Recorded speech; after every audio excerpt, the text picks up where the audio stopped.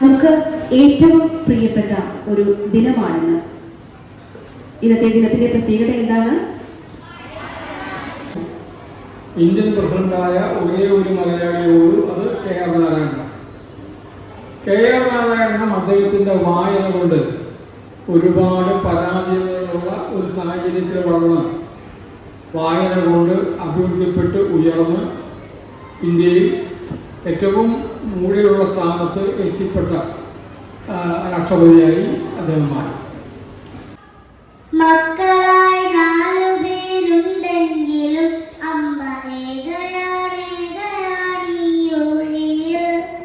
അച്ഛൻ മറഞ്ഞൊര കാലം മുതൽക്കമ്മ ഭാരമായി തീർന്നുവോ 4 പേർക്കും.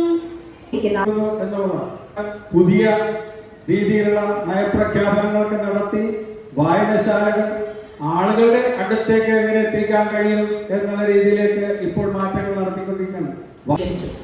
പിന്നെ കേരളത്തിലുടനീളം സഞ്ചരിച്ച് വായിച്ചു വളരുക, ചിന്തിച്ച് വിവേകം നേടുക എന്ന് കുട്ടികളോട് ആഹ്വാനം ചെയ്തു. അത് general knowledge.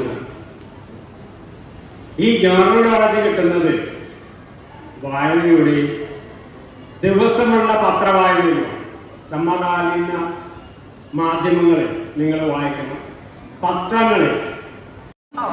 Myself Christian, I'm from Grade 8. I'm here to talk about a powerful book called The Diary of a Young Girl, written by Anne Frank.